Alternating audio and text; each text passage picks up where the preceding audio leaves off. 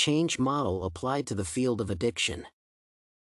In general, the stage of change or trance theoretical model was designed to understand human behavior through comprehensive steps toward change.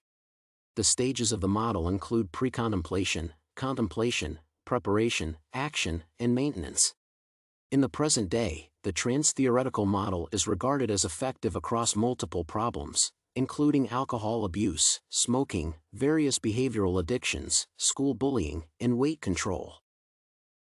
As previously mentioned, the stage of change model may be applied to a particular behavioral addiction, overeating. In the stage of pre-contemplation, a person with overeats will deny the existence of any problem regardless of other people's concerns, expressing anger or frustration. This behavior is frequently determined by the fact that the person overeats in order to avoid unpleasant emotions and search for satisfaction through food. In the stage of contemplation, the person may start to realize the problem's existence. For instance, he or she may feel that overeating has a negative impact on the body and general well-being. However, there is still a highly strong fluctuation between wanting to keep habits and wanting to change. Subsequently, preparation may be a challenging stage for anyone who decides to change, and in the case of overeating, a healthcare provider's support and help are essential.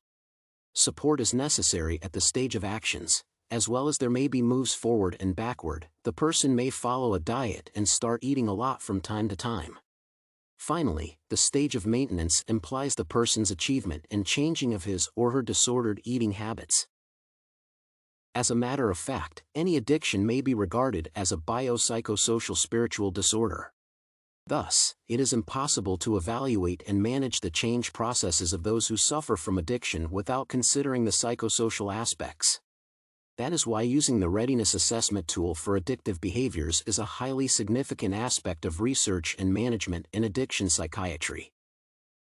Both Alissa and Brian realize that they have an addiction, however, none of them realize how serious it has become, and they cannot cope with it by themselves and control the situation.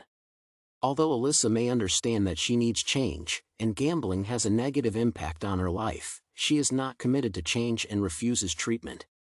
She is aware that her parents and boyfriend want to help her, however, they cannot support her if she does not accept treatment. Nevertheless, she rejects healthcare providers' help as she does not want to admit the genuine seriousness of her addiction.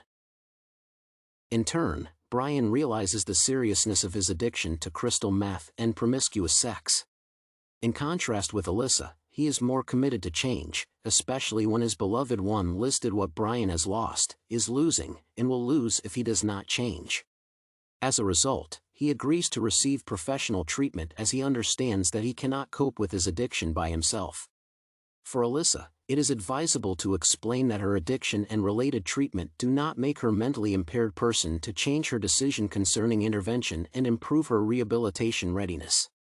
For Brian, it is recommended to support his decision and remind him how his life will change after treatment to keep his commitment and readiness.